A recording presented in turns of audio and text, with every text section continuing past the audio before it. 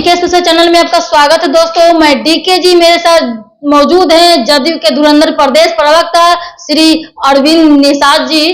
बहुत बहुत धन्यवाद सर, मेरे चैनल में बहुत धन्यवाद।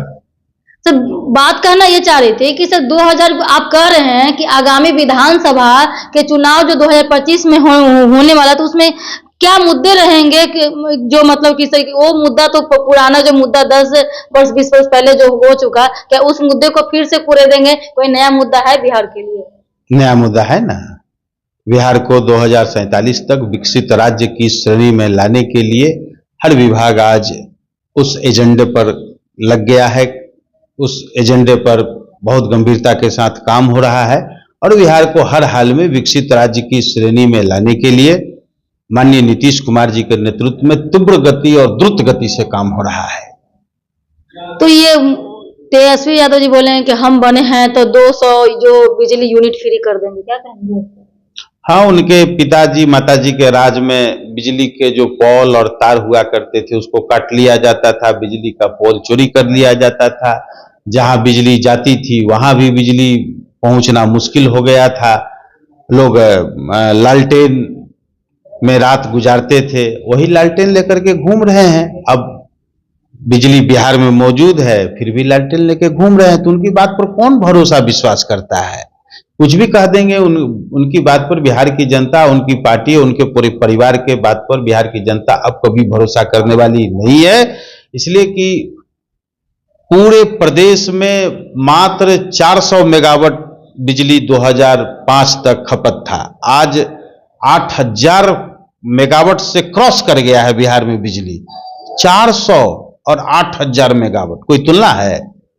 बिजली के बारे में उनको किलोवाट मेगावाट का भी अध्ययन करने की हम सलाह देते हैं। इसलिए 200 मेगावाट बिजली फ्री कर देने की घोषणा से नहीं होगा। मेरे दर्शक चाह रहे हैं आपसे कि अगर 2025 में इलेक्शन होगा तो क्या मुद्दे रहेंगे, क्यों हम उनको जो है तीर छाप को वोट दें, किस तरीके? ठीक है, उन्होंने किया, आगे क्या मुद्दा रहेगा, क्या मोटो, क्या विजन रहेगा, महिलाओं का क्या विजन रहेगा ऑन द फ्यूचर, क्या कुछ कहेंगे? आदरणीय मुख्यमंत्री नीतीश कुमार जी बिहार के सर्वांगीण विकास के लिए समर्पित हैं और राज्य के सभी वर्ग के लोगों के लिए उन्होंने काम किया है, किसी के साथ भेदभाव नहीं किया है। चाहे आप उद्योग के क्षेत्र में आप देख लीजिए, सड़कों के निर्माण के क्षेत्र में आप देख लीजिए, हर घर नल के जल का आपूर्ति की व्यवस्था देख लीजिए, बेरोजगार नौजवानों को रोजगार देने का जो उन्होंने 7 निश्चय पार्ट 2 योजना के तहत घोषणा किया था, उससे भी आगे बढ़ करके मुख्यमंत्री नीतीश कुमार जी ने वायदा किया है कि हम 12 लाख बेरोजगार नौजवानों को हम रोजगार सरकारी नौकरी देंगे। जो उद्यम के क्षेत्र में जाना चाहते हैं उसको उद्यम लगाने के लिए राज्य सरकार की ओर से 10 लाख रुपए का राशि प्रदान किया जा रहा है। खेल के क्षेत्र में आप देखिए कि किस प्रकार बिहार में पहली बार महिला हॉकी खेल का आयोजन बिहार में हुआ, जिसमें भारत ने चीन को पछाड़ते हुए खिताब अपने नाम किया। यह बिहार और भारत की उपलब्धि है। बिहार देश का दूसरा राज्य है जहां खेल यूनिवर्सिटी बनाया गया।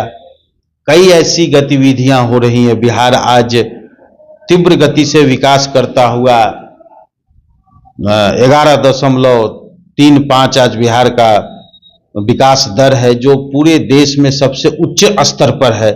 बहुत सारे मानक ऐसे बहुत सारे मानक ऐसे हैं जिन सभी मानक पर राज्य सरकार आगे काम कर रही है, ताकि 2047 में बिहार और देश दोनों को विकसित बनाया जा सके। अब आगे पलायन एक वैश्विक समस्या है, बिहार की समस्या नहीं, वैश्विक समस्या है। बिहार के लोग देश के दूसरे हिस्से में रहते हैं और विदेशों में रहते हैं। पंजाब के ज्यादातर लोग कनाडा में रहते हैं, केरल का ज्यादातर लोग यूएई में रहते हैं, देश के दूसरे भाग साउथ के लोग ज्यादातर अमेरिका इंग्लैंड में रहते हैं। यह वर्ल्ड फेनोमिना है और उसके हिसाब से अपने कैरियर के हिसाब से लोग जाते हैं। राज्य सरकार हर स्तर पर यहाँ के नौजवानों के लिए सभी क्षेत्रों में काम करने का, नौकरी, रोजगार, स्वरोजगार की दिशा में यहाँ सहायता सुलभ करा रही है। तो राज्य सरकार हर क्षेत्र में काम कर रही है। जिसको राज्य से बाहर जा करके कुछ करने का इरादा होता है, राज्य से बाहर जाते हैं, उच्च शिक्षा डिग्री वाले दूसरे राज्य में काम करने जाते हैं, विदेशों में जाते हैं। ये तो हो गया सर, एजुकेशन से लेकर के ये सारा चीज की पलायन को इसके लिए वैश्विक है रोक नहीं पाएंगे। लेकिन कहना ये चाह रहे थे सर कि आने वाले NCL EWS को लेकर के आपके पास भी बहुत हंगामा 3 दिन से धरना प्रदर्शन चल रहा था, तो इसमें क्या होगा? कल बिहार सरकार के गृह विभाग की ओर से एक पत्र जारी किया गया जिसमें EWS, BC और BC1 यानी EBC जिसको कहते हैं, इनके लिए पत्र जारी किया गया है।